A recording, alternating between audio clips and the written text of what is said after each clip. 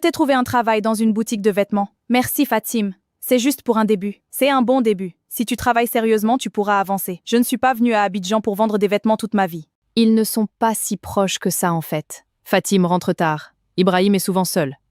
Il y a une fissure entre eux. Et moi, je sais comment m'y glisser. Ibrahim, tu veux du thé? Oui, pourquoi pas, merci. Fatim a beaucoup de chance d'avoir un mari comme toi. Pourquoi tu dis ça? Un bon mari, une belle maison, elle a tout pour être heureuse.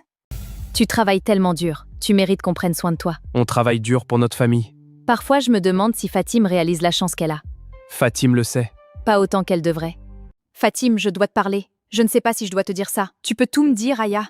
Quand tu n'es pas là, Ibrahim me parle parfois d'une façon étrange. Comment ça? Il me regarde comme si je lui avais fait quelque chose. Ça me met mal à l'aise. Ibrahim, Aya m'a dit quelque chose. Elle dit que tu lui parles mal quand je ne suis pas là. Quoi? C'est complètement faux! Tu es sûre? Elle avait l'air sérieuse. Je ne lui ai rien fait de mal. Tu doutes de moi maintenant? Ah. Tu ne vas même pas me parler ce matin? Je n'ai rien à dire. Parfait, tout se passe exactement comme prévu. Bien sûr que j'ai inventé cette histoire! Sinon, comment créer des problèmes entre eux? Non, ce n'est pas possible. Elle m'a manipulée depuis le début. Tante, je pense qu'il est temps Aya quitte ma maison. Ma fille, s'il te plaît, laisse-lui encore un peu de temps.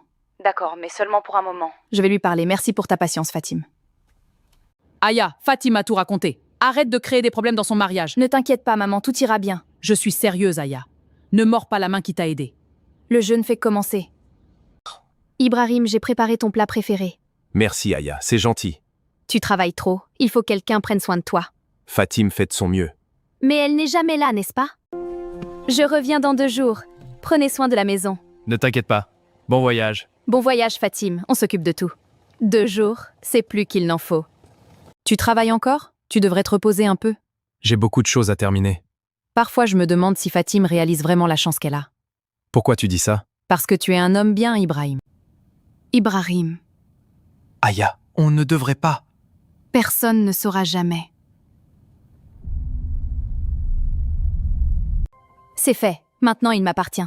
Fatim ne saura rien, et même si elle apprend... Tout à fait. C'est trop tard. La pauvre Fatim. Je ne peux pas vivre avec ce mensonge. Je suis rentrée, la maison est en ordre, bien. Bienvenue, Fatim, tout s'est bien passé ici. Oui, bon retour. Comment était le voyage? Fatigant mais productif. Vous m'avez manqué. Ibrahim, tu dors? On ne peut pas continuer comme ça, Aya. Pourquoi Fatim ne soupçonne rien? Si elle découvre... Elle ne découvrira rien. Fais-moi confiance. Quelque chose a changé entre ces deux-là. Ils s'éloignent dès que j'entre dans une pièce. Est-ce que je deviens paranoïaque?